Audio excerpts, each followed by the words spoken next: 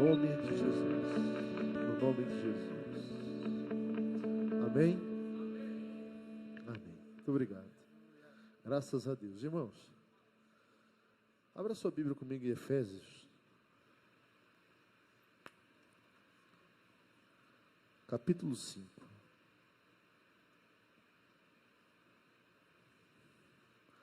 Efésios capítulo 5.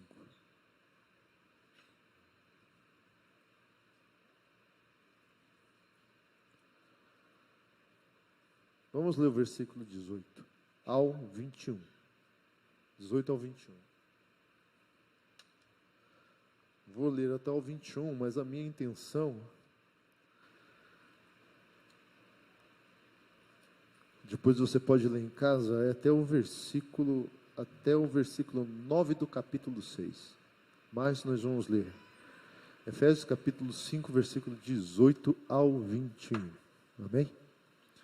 A palavra do Senhor nos diz: e não vos embriagueis com vinho no qual há dissolução, mas enchei-vos do Espírito, falando entre vós com salmos, entoando e louvando de coração ao Senhor, com hinos e cânticos espirituais, dando sempre graças por tudo a nosso Deus e Pai, em nome de nosso Senhor Jesus Cristo, sujeitando-vos uns aos outros no temor do Senhor.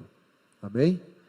Se você passar os olhos, logo após, o apóstolo Paulo ele vai trazer todo um ensinamento para o lar cristão, a família cristã, o marido, para a mulher, para os filhos e pais, e até mesmo para, naquele tempo, para a relação de senhor e escravo, ou empregadora, no caso, com o empregado. Pode se sentar, por favor. O apóstolo Paulo, aqui em Efésios, ele vai tratar de um problema que é muito parecido com uma problemática que se encontra em Gálatas. Tem coisa parecida em Hebreus, ao qual o escritor de Hebreus também trata. Mas, aonde aqui acabamos de ler, o apóstolo Paulo vai falar do lar cristão, da mulher, do marido, dos pais e dos filhos, desta relação do lar. Mas anteriormente, ele vai tratar aqui de dois imperativos, a qual nós acabamos de ler. Primeiro, não vos embriagueis com vinho, primeiro imperativo. O segundo imperativo, enchei-vos do Espírito.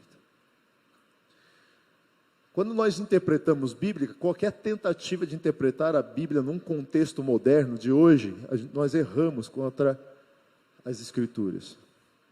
Nós precisamos voltar um pouco atrás no tempo de escritor e saber o porquê Deus usou o escritor para escrever, como ele escreveu e as palavras que ele escreveu. E a palavra de Deus nos diz que o Senhor revelou o seu Filho na plenitude dos tempos. Ou seja, todo aquele formato daquela época, a qual foi revelada as Escrituras, e agora eu falo precisamente no Novo Testamento, tudo, palavras, costumes, ações, tudo ali envolvia na providência de Deus, coisas muito importantes para revelar o Evangelho, ou para que nós possamos entender e decifrar melhor o Evangelho. Então, entender as coisas ali, nós entendemos melhor a proposta, porque aprove Deus revelar o seu Filho, o Evangelho, naquele período. Então, por exemplo, quando nós falamos de mandamento, mandamento também é o mesmo que dizer lei do Senhor, mandamento do Senhor, lei do Senhor. O apóstolo Paulo, com dois imperativos num só versículo, ele não está aqui recomendando aos irmãos, não é uma recomendação, aqui ele está expressando um dever, é dever. Há dois deveres aqui que ele expressa e nós vamos chegar lá devagar. Mas uma coisa que eu quero chamar a atenção aqui, e é muito importante, é a força desse tal imperativo. Mas vamos voltar lá para a gente entender qual é a força do imperativo, do verbo, quando aparece o imperativo, mas naquele contexto a qual o escritor escreveu, que a Bíblia foi revelada. Nós temos que lembrar que o imperativo vem da ideia de império, porque no império tem um imperador, por isso que imperativo. Tem a força de um imperador mandando. Ele não está pedindo, não é uma sugestão quando o imperador manda. Não é uma sugestão, por favor, não é um simples pedido. Há uma força muito grande quando o imperador manda. Um soldado, uma patente militar, jamais, deixa eu pensar, deixa eu ver se eu vou fazer, não tem isso. Então, quando o apóstolo Jesus, quando os apóstolos usam esta força do imperativo, ou fazer não é uma sugestão, mas mandar os irmãos, há uma força muito grande neste mandamento, não é um simples pedido. Então aqui, o apóstolo Paulo está apresentando duas situações, não vos embriagueis com vinho, a qual há dissolução, que é a melhor tradução, enchei-vos do Espírito, dois imperativos. Aqui não é uma sugestão, que é uma ordem, aqui é um dever do cristão, daquele que serve a Deus. Por quê? Aqui é agora onde eu começo a entrar. Porque senão nós não vamos conseguir servir a Deus, e não vamos conseguir servir a Deus por meio do outro, do próximo. Porque o servir a Deus passa pelo próximo. E na dinâmica do lar, então, nem se fala. O lar é o lugar mais estreito do relacionamento. O lar é o campo mais minado também de um relacionamento, ou pode ser o jardim do Éden no relacionamento. O fato é que o lar, ele é o lugar mais estreito do relacionamento, das intimidades e de quem eu sou e de quem você é. O apóstolo Paulo, depois de trazer esses dois imperativos, aí então, diante da concepção do grego, da língua original, ele vai apresentar alguns particípios, que é muito diferente da ideia do português. Mas a ideia é que se uma pessoa estiver obedecendo o mandamento aqui, esse imperativo, esta ordem, ela vai ser encontrada fazendo. Vai ser encontrada obedecendo, mas por quê? Vai ser uma reação à obediência. Ela vai ter uma reação ao mandamento que ela está obedecendo. Portanto, ela vai ser encontrada fazendo, executando. E aí, a noção que ele quer nos dar aqui é que, primeiro ele apresenta a ordem, para depois demonstrar os deveres. Marido, mulher, pais e filhos, filhos e pais, patrões, empregados. E aqui a noção que ele está querendo me mostrar é o seguinte: sem ser cheio do Espírito Santo, é impossível a gente viver uma família ideal, um lar cristão ideal. Aqui, só vai ser possível, por exemplo, salmodiar. Só vai ser possível entoar louvores e louvar de coração. Só será possível dar graças a Deus por tudo. Só será possível sujeitar-se uns aos outros se formos cheios do Espírito Santo. Senão, não tem conversa. Será impossível para eu, José, ser o marido que a Bíblia me pede para ser, se não for cheio do Espírito. É impossível para você, mulher, se sujeitar ao seu esposo, se você não for cheia do Espírito. É impossível, pais, educar os filhos da forma que o Senhor quer que nós educamos, se nós, pais, não formos cheios do Espírito. E é impossível, filhos, você honrar os seus pais se não for cheio do Espírito. Por quê? Porque por causa da nossa natureza. O nosso problema é a nossa natureza.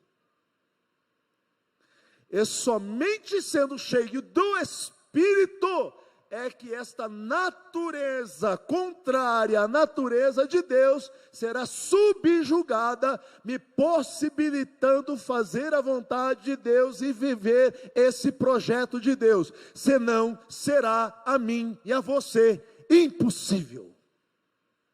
Impossível.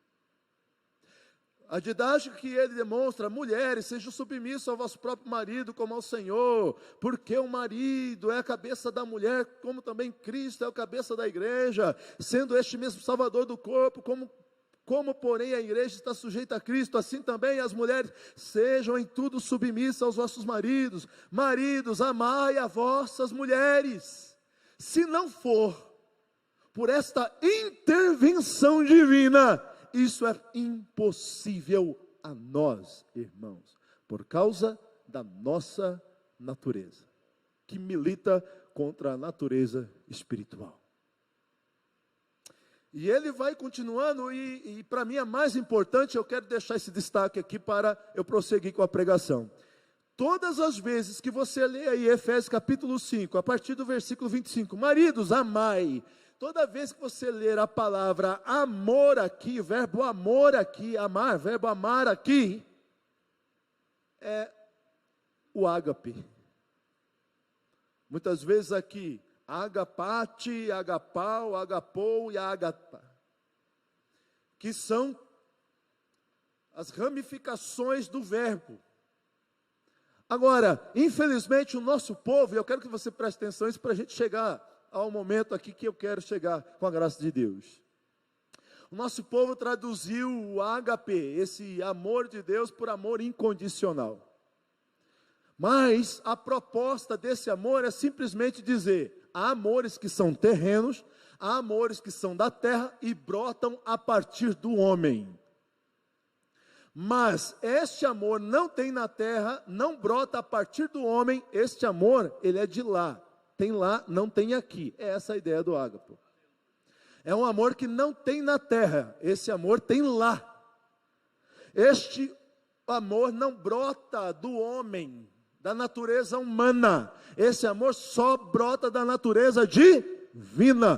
Portanto, toda vez que se alguém manifestar este amor, é porque houve uma ação divina, uma intervenção divina, para que você possa manifestá-lo, porque senão, não existe aqui na terra esse amor, porque ele é de lá. É mais espetacular ainda quando nós entendemos isso, porque, de uma certa forma, o mandamento aqui para maridos e mulheres e filhos aqui, em toda vez que o apóstolo Paulo usa amor, ele não está pedindo e não está se baseando esta obediência toda no amor terreno desta terra. Ele está se baseando em pedir, ele não está querendo, ele não está dependendo que você ame no amor manifesto desta terra. Ele quer que você passe por um grau mais elevado. O amor que está sendo pedido aqui é um amor que tem lá. Portanto, se é esse amor que está lá, só havendo uma intervenção divina, uma ação divina na nossa natureza, senão será impossível manifestarmos isso, porque este amor não nasce, surge a partir da nossa natureza. Por isso que a ideia que o apóstolo Paulo está mostrando aqui, que é impossível para nós vivemos esse ideal de família cristã, se não houver uma intervenção, uma ação, o poder do Espírito na minha e na tua natureza. O nosso problema familiar está na natureza. O problema do nosso relacionamento no lar está na nossa natureza. E aqui não se espera que nós venhamos viver este lar ideal de Deus nos nossos sentimentos humanos. Aqui está sendo pedido que nós saiamos do sentimento humano, que é falho, e passamos para um sentimento superior, que é perfeito. Por quê? Porque os nossos sentimentos e emoções são enganosos e enganosos. Quando a Bíblia diz que o coração do homem é o quê? É enganoso. Ali é figura de linguagem, irmão. A Bíblia não está falando desse pedaço de carne. A Bíblia está falando de sentimentos e emoções. Agora inverta, tira coração e coloca sentimentos e emoções. Sentimentos e as emoções do homem são o quê? Enganosos. Se nós servirmos a Deus mediante os nossos sentimentos e mediante as nossas emoções, irmãos, vai dar problema, porque são enganosos. Mas aqui o pedido, em toda a didática do apóstolo Paulo aqui no Lar Cristão, ele não está pedindo que nós venhamos a amar e a cumprir esses mandamentos no lar cristão.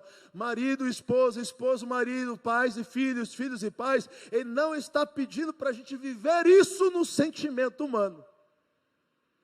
Ele está pedindo para a gente viver isso no sentimento superior, divino e celestial. Senão será impossível para nós. Deixa eu te mostrar essa didática que ele faz lá em Gálatas. Pode deixar sua Bíblia aberta. Gálatas capítulo 5, versículo 16. Gálatas capítulo 5, versículo 16. Está escrito assim, ó: digo porém,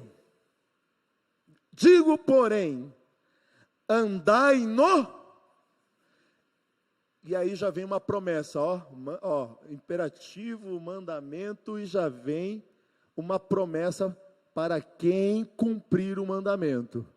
E jamais satisfareis a concupiscência da carne. A promessa já está embutida. Andai no Espírito e jamais satisfareis a concupiscência da carne. Aqui, eu, José, particularmente, vejo que todo o livro aos Gálatas é interpretado por causa deste verbo aqui. Este verbo é a chave de interpretação aos Gálatas, o verbo andar aqui. De tudo que está acontecendo nesta igreja, e a problemática nesta igreja, o apóstolo Paulo vai tratar tudo isso nesta passagem, e este verbo é o verbo chave de interpretação deste livro todinho. Por quê?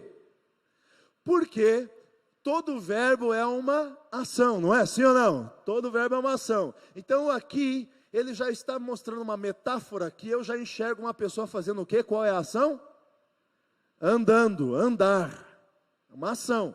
Esta é uma ação progressiva, não é? Se uma pessoa está andando, ela vai chegar em algum determinado lugar, não vai?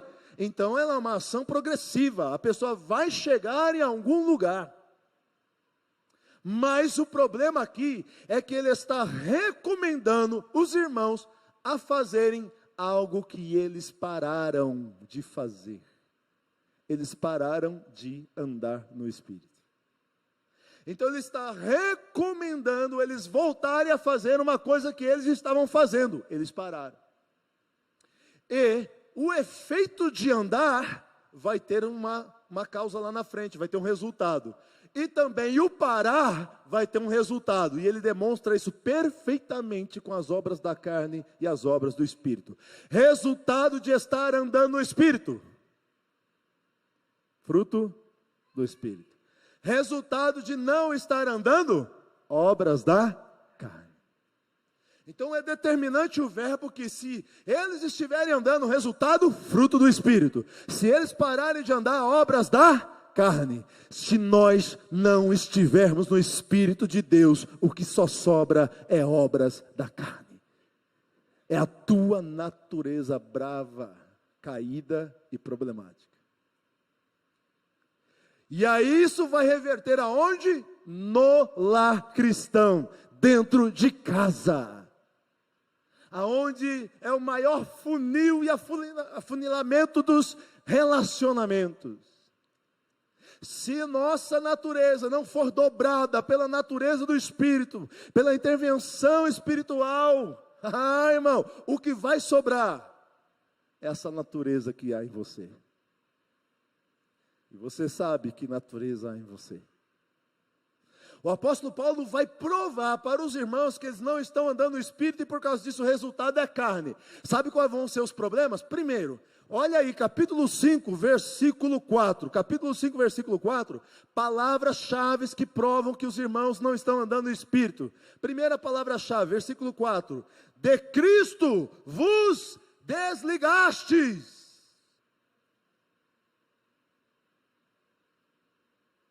Vocês estão desligados de Cristo. Essa é uma prova que eles não estão andando no Espírito. Ele está recomendando a voltar a andar. E a primeira prova é de Cristo vos desligastes. Vós que procurais justificar-vos na lei da graça, decaístes. Caíram, desligaram e caíram. O problema aqui é a lei. E já já eu vou trazer um entendimento aqui dentro, em cima desse texto para vocês, aplicado para nós aqui nessa noite. Uma outra palavra que demonstra a situação grave dos irmãos, está no versículo 7, preste atenção, se eles andarem, o resultado é fruto do, se eles pararem de andar, o resultado é, então a progressão de andar é boa, porque o resultado vai ser fruto do Espírito, mas qual que é o problema? Olha o versículo 7, vós corrieis,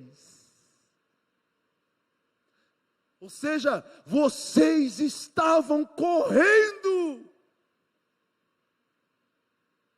Se é bom andar, se andar é uma progressão boa, se andar no Espírito é uma progressão boa, que evita as obras da carne, imagina correr.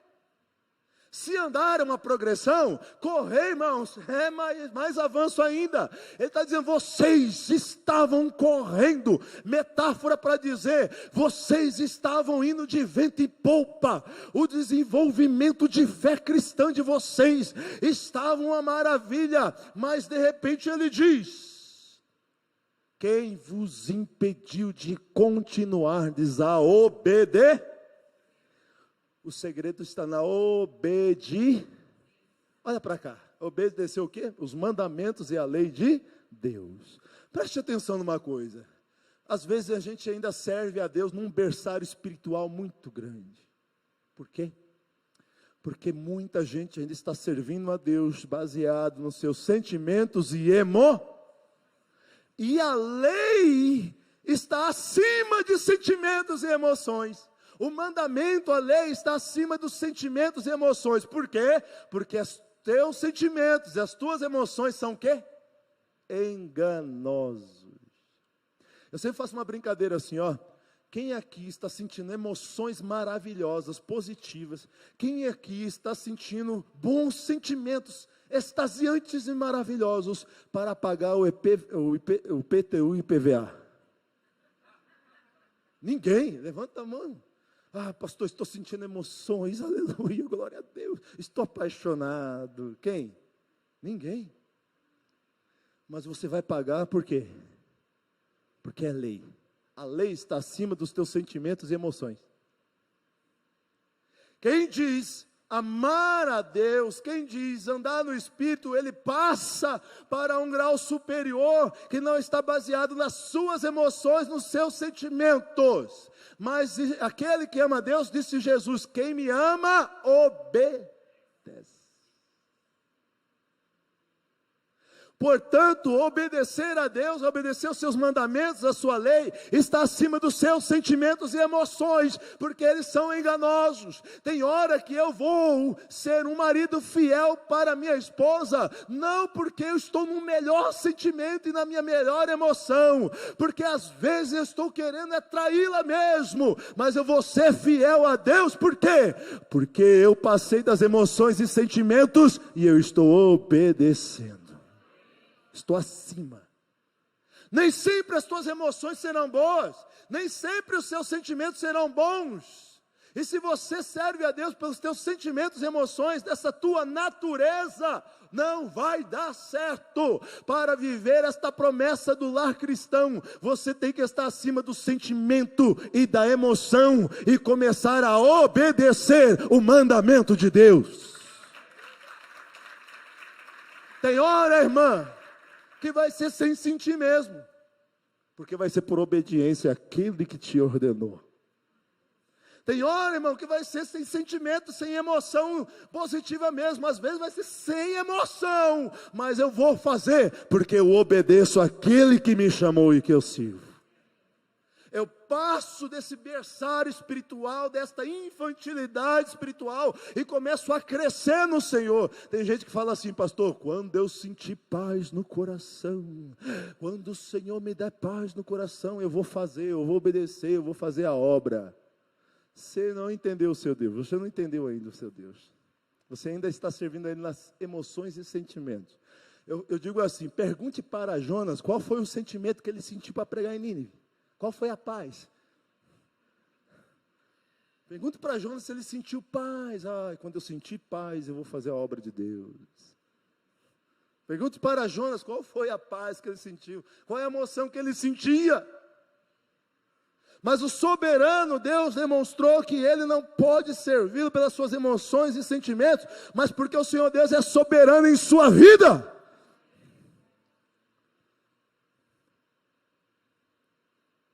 O apóstolo Paulo vai provar mais uma vez que eles não estão conseguindo servir a Deus pela força do braço ou pela força da carne, porque o problema de Gálatas é uma tentativa de se justificar, de servir a Deus pelas obras da lei, ou seja, na força da carne, do braço.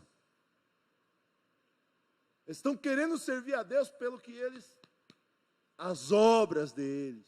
O apóstolo Paulo vai demonstrar, provar que ninguém consegue servir a Deus senão pelo Espírito de Deus. Como? Olha só o que ele vai falar para os irmãos, problema de natureza. Ele fala assim, versículo 15, por favor, capítulo 5, versículo 15. Ele diz assim, se vós, porém, vos mordeis e devorais uns aos outros. Irmão, o que está acontecendo nessa igreja?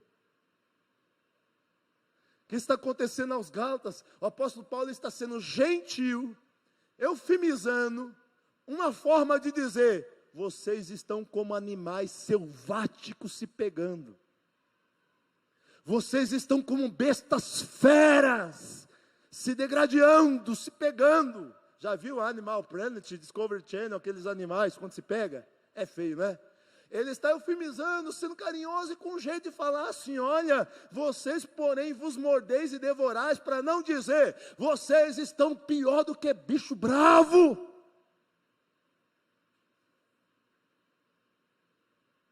Há uma problemática muito grande de natureza, a manifestação da natureza do homem, quem eles são, está aparecendo como a luz do sol ao meio-dia aqui nesta igreja. Está sendo exposto, o apóstolo Paulo está provando que eles não conseguem fazer a vontade de Deus e obedecer os seus mandamentos de si próprios pela força própria e por justificação por obras. Quer uma prova? Olha o versículo 14, capítulo 5, versículo 14, ele diz assim: olha a prova que o homem não consegue obedecer a Deus na carne. Versículo 14, ele diz assim: porque toda a lei, olha aí, porque toda a lei se cumpre em um só preceito, a saber, amarás o teu próximo como a ti. Ele está provando, vocês não conseguem obedecer a Deus. Versículo abaixo: o mandamento, a lei é para você amar o próximo, vocês estão se pegando. Vocês não conseguem viver a vontade de Deus. Prova, Paulo, vocês estão se mordendo, se pegando, se devorando uns aos outros. Ele está querendo provar, não dá para fazer a vontade de Deus se não for pelo Espírito de Deus, se não for cheio do Espírito Santo. A gente não vai conseguir obedecer à vontade de Deus se não houver uma intervenção divina na minha natureza, na tua natureza. Não dá, irmãos, para viver aquilo que nós não temos condições de viver se não for pela ação de Deus na nossa vida. Ele está provando aqui. Ele está provando que eles não estão se amando, cumprindo a lei, os mandamentos de Deus. Por causa de quê? Natureza. A natureza que existe dentro deles milita contra a vontade de Deus. Irmão, a tua natureza milita contra a vontade de Deus. Irmã, a sua natureza milita contra a vontade de Deus. Filhos, a tua natureza milita contra a vontade de Deus, contra os mandamentos de Deus. Se não for uma ação de Deus na nossa natureza, é impossível para nós vivermos este projeto de Deus, esse ideal de Deus. O negócio é sério, irmão. Como se diz, o negócio é punk mesmo. Mas o resultado ou seja, o resultado vai depender do estar andando ou se parou de andar. Quem está entendendo? Não para por aqui. Para piorar, irmãos, a igreja é o resultado, é a congregação de muitas famílias. Quando eu olho para Coríntios, a igreja de Coríntios, não se esqueça de olhar para a família que constitui a igreja. Quando você olha para os Gálatas, não esqueça de olhar para os irmãos que compõem a igreja aos Gálatas. Uma igreja é o coletivo de muitas famílias. Esse problema, portanto, que está estourando na igreja, é um problema que está acontecendo lá na família. Na pessoa, no sujeito, homem, mulher, pais e filhos. O apóstolo Paulo, olha, não tenho tempo para muita coisa aqui, mas só vou usar aqui a palavra feitiçaria como obras da carne, que ele diz no versículo 20, feitiçaria. Irmãos, olha para mim, lá no grego, lindo, maravilhoso, lá no grego, essa palavra feitiçaria é farmácia.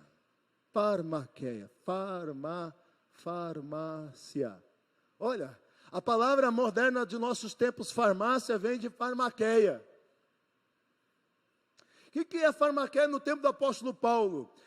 De um lado, a verdadeira medicina, ela usava, como se diz lá no Nordeste, as garrafadas. Já ouviu falar garrafadas? Raízes, folhas, não é?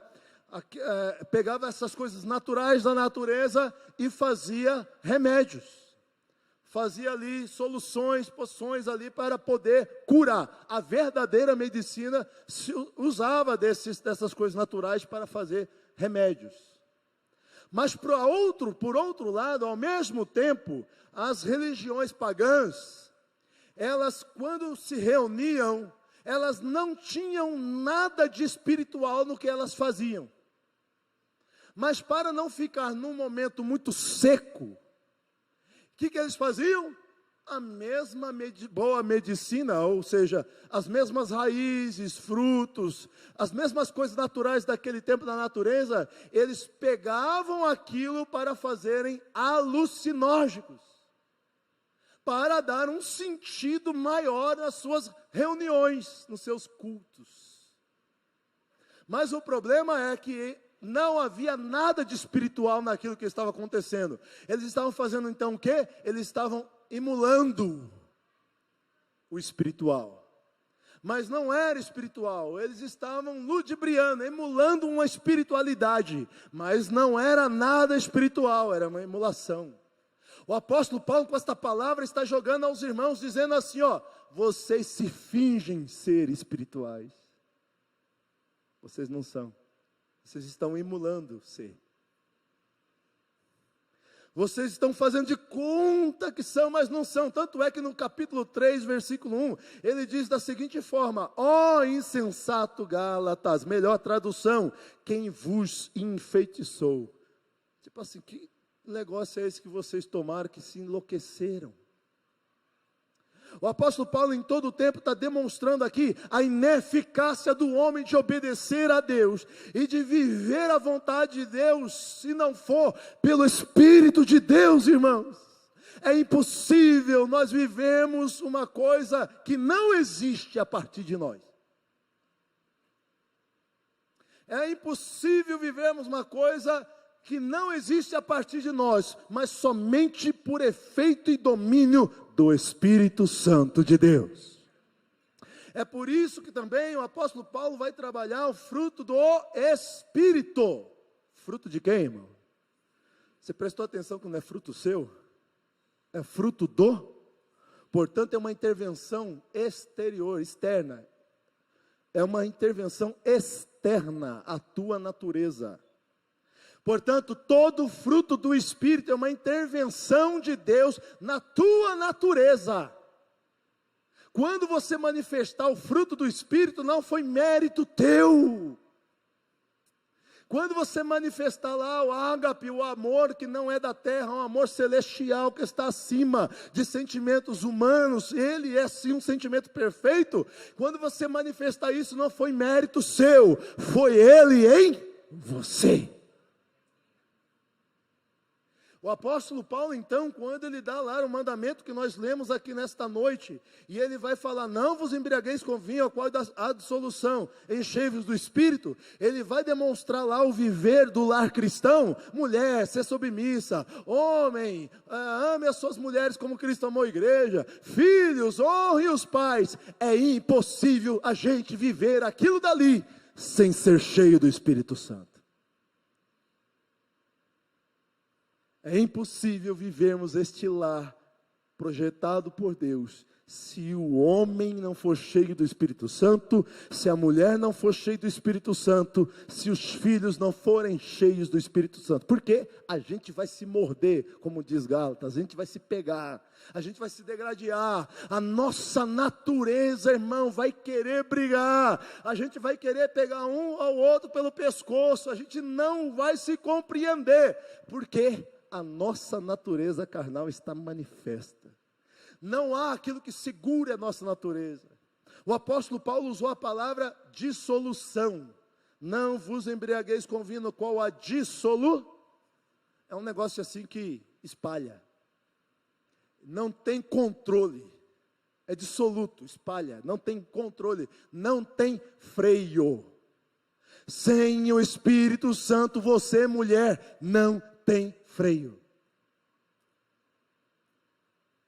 Sem o Espírito Santo, você, homem, não tem freio. Sem o Espírito Santo, você, pai e mãe, não tem freio para ensinar esse filho. E você, filho, sem o Espírito Santo agir na tua natureza, não tem freio, é dissoluto, não se segura. É por isso que um lar cheio de ofensas, é por isso que num lar cheio de brigas, é por isso que num lar cheio de contenda, só pode estar faltando uma coisa e só pode estar aparecendo uma outra coisa aos muitos. Está faltando pessoas cheias do Espírito Santo. E o que mais tem são pessoas manifestando as obras da carne. Porque o resultado de andar é fruto do andai no Espírito, e jamais satisfareis a vontade da carne. Ou seja, a promessa está implícita ao texto: andai no Espírito e jamais satisfareis a vontade da carne. Ou seja, o que é que está barrando, detendo a carne se manifestar? A ação de andar no Espírito.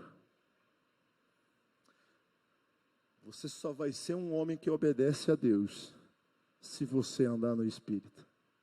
Você só vai ser um homem que ama a esposa como Paulo está aqui ordenando, se você andar no Espírito. Você só vai ser uma mulher que cede a honra e dá a honra para o esposo, se você estiver andando no Espírito.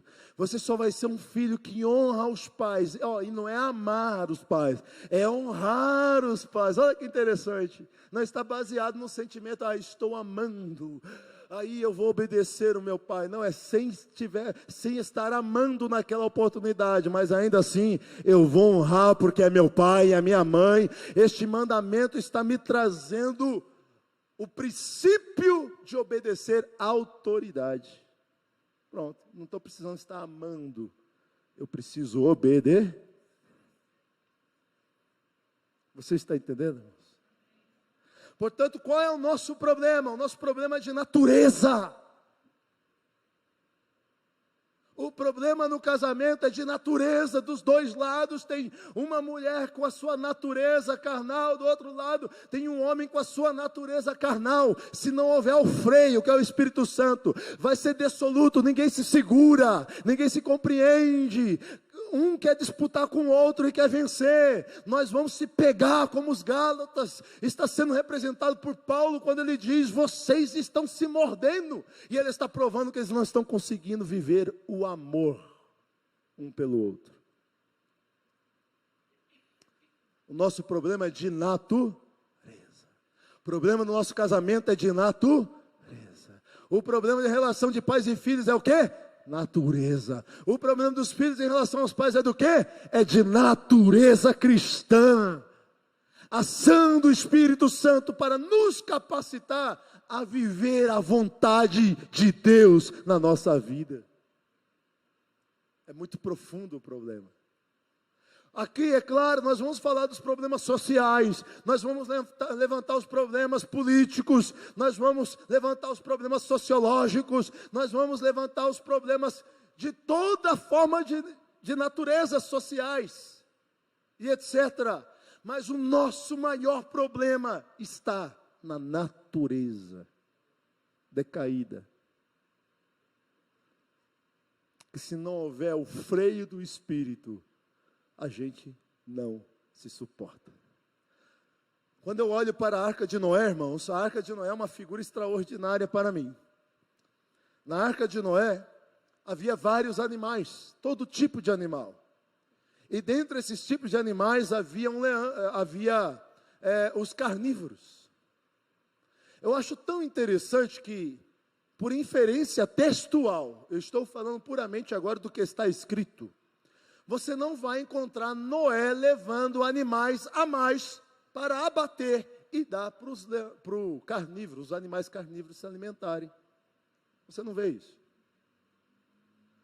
Por inferência textual, pelo que está escrito, você não vai ver Deus falando assim: Noé, leva alguns animais a mais, desses que eu te pedi, contadinhos para levar, para você alimentar os animais carnívoros. Não tem, não está escrito. O que está escrito no texto? No texto está escrito que ele leva feno. E os carnívoros se alimentavam do quê? Eu acho até que é uma proposta divina. Se eu sou um teólogo de teologia bíblica, vou usar a Bíblia para interpretar, a minha mente vai lá para o Éden, para resolver esse problema. Lá no Éden, se não houvesse pecado, não haveria derramamento de sangue. Se não há derramamento de sangue, não tem carnívoro. Portanto, homens e animais comeriam das árvores, das raízes, dos frutos, das folhas, porque se não houvesse pecado, não haveria carne para se alimentar, irmão, não haveria derramamento de sangue. Portanto, lá o negócio inicial, o projeto inicial é o homem e os animais comerem das raízes, dos frutos, das folhas, etc. Provavelmente, então, por inferência textual, pelo que está escrito, eu posso crer, então, por teologia bíblica, que só pode ter acontecido um milagre na Arca de Noé. Qual milagre? Deus transformou a natureza dos animais carnívoros enquanto eles estiveram na arca. Porque se Deus não transformasse a natureza na arca, enquanto os animais estiveram na arca, não haveria a Arca de Noé. Por quê? Porque o leãozinho ia continuar sendo leãozinho, irmão. Porque senão o urubu carniceiro ia continuar querendo a carniça, querido. Senão o lobo ia continuar querendo ser lobo, rapaz. Senão a jararaca cuspideira de sangue ia continuar querendo cuspir sangue. Senão a jiboia ia querer continuar quebrando os ossos de alguém. Deixa eu dizer uma coisa, irmão, nós aqui somos a arca de Noé. Se Deus não transformar a nossa natureza, a gente se pega e pega feio. A tua casa é a arca de Noé, irmão. Se não tiver transformação de natureza, tem leãozinho lá dentro, tem certeza que tem. Tenho certeza, os leãozinhos... Tenho certeza que em alguma casa deve ter uma jararaca cuspideira de sangue. Tenho certeza, irmão, não precisa me falar não, é revelação bíblica, viu? Tenho certeza que em alguma casa aqui deve ter uma jararaca que gosta de esmagar. Tenho certeza. Tenho certeza que ainda tem os urubu carniceiro que quer voltar na carniça, eu tenho certeza, irmão. Tenho certeza que os leãozinhos, irmão, se o Senhor não transformar a natureza nesta arca aqui, vai acontecer como aos gatas, a gente vai se morder, vai se pegar, se não houver transformação de natureza. Mas eu creio que o Espírito de Deus está aqui nesta noite para dominar a nossa natureza. E como Paulo faz a proposta, andar no Espírito, resultado vai ser a não manifestação da nossa natureza. Se não andar, resultado, obras da carne, como está descrito em Gálatas. Ou seja, o Espírito, então ele bota o freio. Calma aí, leãozinho. Agora você não faz do jeito que você quer, rapaz, se aquieta. Calma aí, jararaca. Calma aí, lobinho, pode parar, bota freio, se não é dissoluto, você vai mesmo. Você está lá numa certa situação, num momento, e aí acontece uma coisa e você tem vontade de pegar a tua esposa pelo pescoço, e não me diga que não. Mas daí a proposta de viver esta natureza que suplanta a nossa natureza, vai lá e... calma aí, pode parar. Você fazia isto antes, mas agora não faz mais. Agora eu estou impedindo, agora eu estou aqui, segurando essa natureza, esse leãozinho bravo. Agora eu estou aqui, segurando a sua natureza, freando a sua natureza, porque senão a gente não dá conta de viver o que não existe a partir de nós, irmãos. Porque a partir de nós o que tem é a natureza carnal. O que você, sem a ação do Espírito, produz? Obra da carne, não tem outra coisa. Viu aquela frase de Martinho Lutero? Quando ele se assusta consigo mesmo? Ele se assustou consigo mesmo. Convertido, tal, conheceu a palavra de Deus, saiu lá daquela situação e vivendo uma nova vida, mas o camarada se enxergava direto o velho homem brotando nele, aí ele fez aquela famosa frase, né? Achei que havia afogado o velho homem nas águas do batismo, descobri que o miserável sabe nadar. É assim com você? É assim comigo muitas vezes, irmão. Muitas e muitas vezes. Como viver uma situação que não nasce a partir de mim? Como amar um amor que não existe a partir de mim? Porque toda vez que o apóstolo Paulo aqui em Efésios capítulo 5, 25, 22 para frente, ele usa a palavra amor, ele usa o ágape. O ágape não é da terra, o ágape não nasce a partir de você. O ágape é um amor, uma ação que vem do céu, então não é a partir de você. Agora Deus, como viver uma ação, amor, que não existe a partir de mim? Só andando no Espírito e sendo cheio do Espírito. Coloca Salmo 51, versículo 10 aqui para mim, por favor. Salmo, capítulo 51, versículo 10 aqui, por favor. Abra sua Bíblia se você quiser. Salmo 51, versículo 10. Olha a coisa mais extraordinária que eu já vi escrito na Bíblia. Davi, diante do seu estado decadente da sua natureza, também vai demonstrar um outro lado redentor da natureza divina do Senhor agindo na vida dele. Aí ele vem e traz esse salmo. Só que a coisa mais espetacular que eu já vi escrito na Bíblia é o que eu vou falar para vocês aqui. Olha aquele verbo criar lá. Cria em mim, ó Deus, um coração puro e renova dentro de mim um espírito inabalável. A melhor tradução aqui no hebraico é um espírito reto, ou melhor ainda seria constância. Constância. Então seria assim: cria em mim um coração puro e renova dentro de mim um espírito constante. Me dê uma constância. Mas o que é legal aqui, espetacular para mim, está no verbo criar. Por quê? Porque esse mesmo verbo, ele vem do primeiro capítulo, do primeiro versículo de Gênesis. Lá em Gênesis está escrito, Bereshit bara Elohim.